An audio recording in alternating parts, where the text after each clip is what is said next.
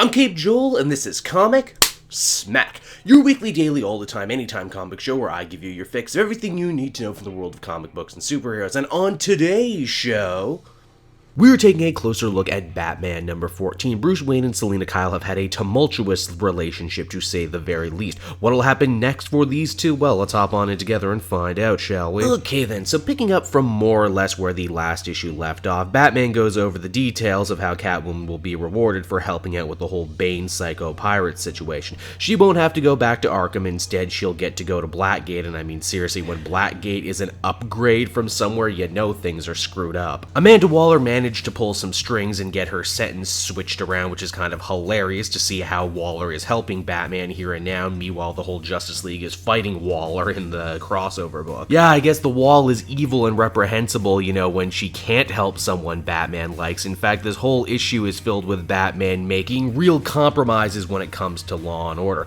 The long and short of this issue is basically Catwoman has one last night as a free woman until she's forced to go back to jail for all those murders she committed. Only Batman's not so entirely sure that she did kill all those people, and in fact he's going to use all of his skills as a detective to get to the bottom of this, even though if you read the previous issue we heard Catwoman say in her very own words how she murdered all of those people, although I guess Batman doesn't know that. So he decides he'll take her off to jail in the morning, but for tonight though they can do what they've always wanted to do. They can live life on the rooftops, and when they mean life on the rooftops they really mean beat up a bunch of D-list supervillains, which, you know, I'm always a big fan of. We get that new Green Arrow version of Clock King. He shows up for a minute only to get punched out by Catwoman, and then you get guys like Kite Man and Condiment King and King Snake. I tell you, it's a veritable who's who of who's that. All while this is going on, the sexual tension continues to grow and grow between Batman and Catwoman. She's like, oh, kiss me. He's like, oh no, I can't do that because you might be a murderer or whatever. I could be working on clearing your name right now, but this is just a lot more important to me right now, I guess. And hey, so they did what Batman wanted to do for the night, so now it's time to do what Catwoman wanted to do for the night. I mean, it is her last night as a free woman, so you would think they would have started with her thing. And what does she want to do? What she always wants to do, of course, and that is steal stuff,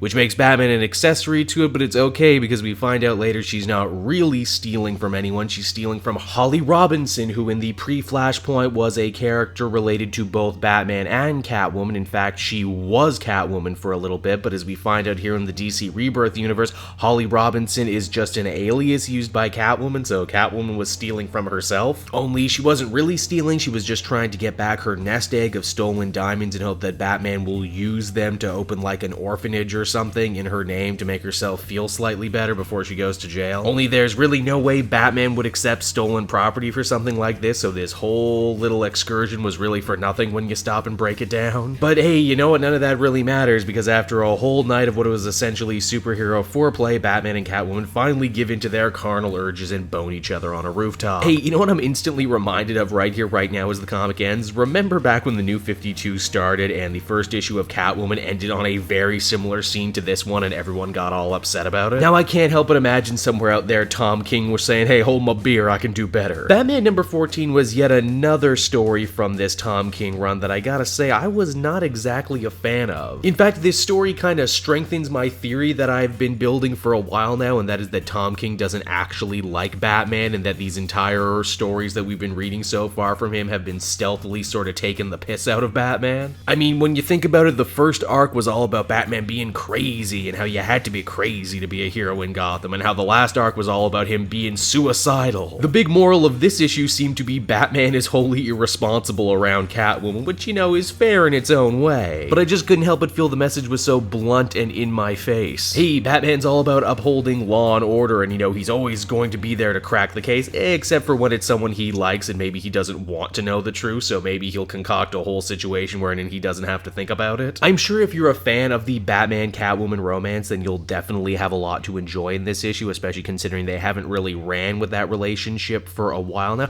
Personally, I've always considered myself more of a Bruce Talia guy, but hey, that's just me. Overall, I would give this one a 6.5 out of 10. Definitely not one of my favorites, and I'm hoping the second part actually has more to offer. Hey, Hey everyone, thanks so much for watching my newest video. I hope you enjoyed it, and while you're here, why not check out another video I have on offer? Or maybe if you're feeling in a supportive mood, you want to like or subscribe. And if you want to support the creation of more videos just like this one, then please by all means check out the Cape Joel Patreon. A little bit goes a very long way, and I will see you all next time.